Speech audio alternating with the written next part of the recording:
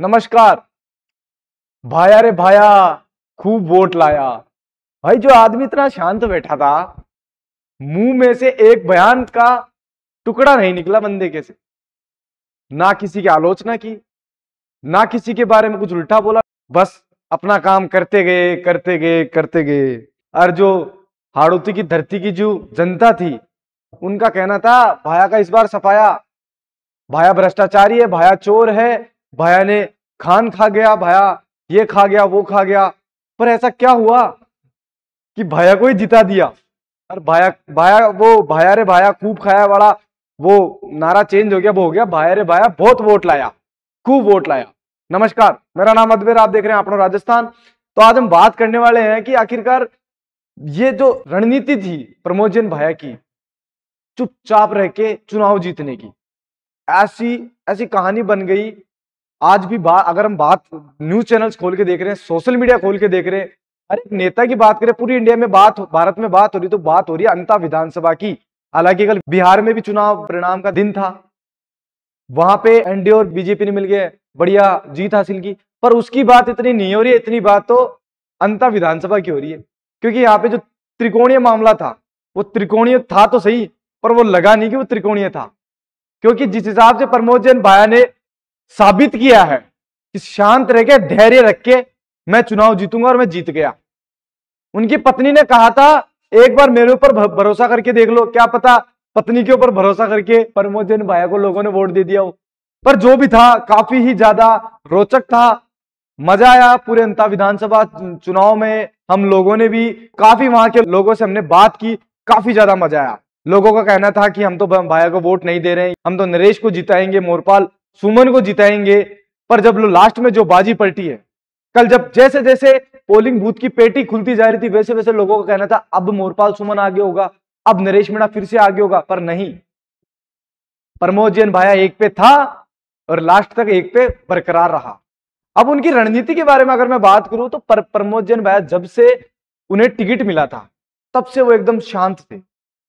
नामांकन रैली में ना किसी की ज्यादा आलोचना की, ना कोई बड़ी बयानबाजी की, शांतिपूर्वक तरीके से अपना काम करते चले गए। और कहा कि डोर टू डोर जनसंपर्क करेंगे सभी से, जिस भी गांव में विकास की कमी आ रही है वो हम पूरी करेंगे, और हमारा जो कर्तव्य बनता है उसके ऊपर हम लगातार काम करेंगे, हमारी जो पिछली गलतियां थी उनको हम सुधारेंगे। इसके ऊपर प्रमोद जैन भाया बस इतना बोल के अपना वाणी को विराम देके साइड में बैठ जाते। फिर बोलने के लिए आते हैं सचिन पायलट। उनकी भाषा में कहीं ना कहीं लगा था कि प्रमोद जैन भाया ना जीते। प्रहलाद गुंजल की भी भाषण में लगा था कि भाया ना जीते, पर उनकी भी उनका जादू भी नहीं चला। जादू तो चला तो प्रमोद जैन भाया का ही जादू चला, जो था कि शांत रहना। उन्होंने किसी भी नेता की आलोचना नहीं की, ना किसी नेता के बारे में कोई बयान दिया बड़ा। कहा कि बाहर के आए हुए लोग यहाँ पे राजनीति करने की कोशिश कर रहे हैं और ना उनसे कुछ होगा, बस वो असामाजिक तत्व है। जिनके लोग असामाजिक तत्व की अगर मैं बात करूं, तो उन्होंने टारगेट किया था नरेश मीणा को, असामाजिक तत्व है, उनके कोई बस की बात नहीं है, ये कुछ वोट लेके जाएंगे और सोच रहे हैं कि मेरे को बड़ी हानि पहुंचाएंगे असामाजिक तत्व। पर उनको बड़ी हानि हुई नहीं, हानि हुई तो बीजेपी को हुई है। क्योंकि जिस हिसाब से बीजेपी के वोट नरेश मीणा ने काट दिए, वो काफी ज्यादा दुख में है बीजेपी अभी भी। क्योंकि क्या हाड़ौती की रानी जिता नहीं पाई मोरपाल सुमन को, जिसको टिकट दिया उसको जिता नहीं पाई। नामांकन रैली में इतना खास कोई मामला था नहीं, और अच्छी खासी भीड़ आई थी प्रमोद जैन भाया की में। और उस दिन के बाद में डोटासरा भी वहां पे लगातार कैंपेन कर रहे थे। पर जिस हिसाब से वो 100 200 लोगों की सभाओं में बैठकर बातचीत कर रहे थे, तो उससे साफ साफ नजर आ रहा था कि नहीं भाई, अब तो इस बार तो प्रमोद जैन भाया का साथ लोगों ने छोड़ दिया है, और अब इस हिसाब से प्रमोद जैन भाया हारेंगे। पर नहीं, प्रमोद जैन भाया ने भीड़ के ऊपर भरोसा ना करके डोर टू डोर जनसंपर्क किया, और लोगों के एक एक गेट खड़खड़ाया और बात करी, और कहा कि मुझे वोट दो, मैं विकास लाऊंगा अंता में। और नतीजा आप सभी लोगों के सामने है। प्रमोद जैन भाया जीता, और वो भी 1000 2000 3000 वोटों से नहीं, 15,000 वोटों से। जो प्रमोद जैन भाया का एक आंकड़ा सा बना हुआ है, एक रिकॉर्ड सा बना हुआ है कि अगर वो जीतेंगे तो भारी मतों से ही जीतेंगे, और हारेंगे तो 4 4,500 5000 6000 वोटों से ही हारेंगे। पर हारेंगे कभी भारी मतों से नहीं, पर जीतेंगे तो भारी मतों से ही जीतेंगे। जिस हिसाब से देखने को मिला वो 15,000 वोटों से जीते हैं।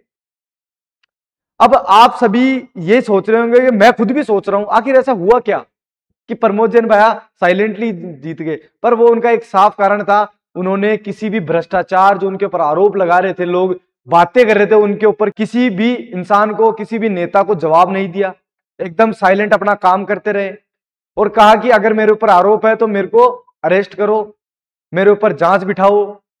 पर लोगों को कहीं ना कहीं पता था कि भाई ओम बिड़ला उनके साथ है, तो उनको गिरफ्तारी तो उनकी बहुत दूर की बात है, लोगों का ये कहना था।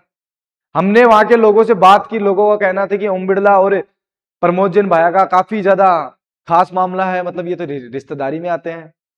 पर जो कुछ भी हो, जो प्रमोद जैन भाया ने बाजी पलटी है वो काफी ही ज्यादा सराहनीय है। लगा था कि प्रमोद जैन भाया तो तीसरे नंबर, चौथे नंबर पे जाएंगे, पर नहीं, दूसरा स्थान भी प्राप्त नहीं किया उन्होंने, तो एक बार भी दूसरे स्थान पे नहीं रहे, तो पहले स्थान पे। ये रोचक है और शॉकिंग भी है, चौंकाने वाला मामला है कि भाई जिस आदमी के बारे में पूरा मामला ऐसे चल रहा था, भाई हारेगा हारेगा हारेगा, वो लास्ट में आके जीत जाता है। और जो आदमी सबसे ज्यादा कैमरों के बीच रहता है, नरेश मीणा, वो भी हार गया, केवल 50,000 वोट। मोरपाल सुमन की अगर हम बात करें तो मोरपाल सुमन भी 50,000 वोट लाए हैं उन्होंने, और वो नरेश मीणा से ऊपर रहे, 128 वोट, दूसरे स्थान प्राप्त किया है मोरपाल सुमन ने। तीसरे स्थान पर रहे नरेश मीणा और अन्य जो बागी उम्मीदवार थे, निर्दलीय उम्मीदवार थे, वो रहे। अब आप सभी को पता है कि राजनीति है, कुछ भी हो सकता है, रात को पता नहीं क्या हुआ हो और सुबह क्या हो जाए। तो मेरा नाम अद्वैर, आप देख रहे हैं आपनो राजस्थान।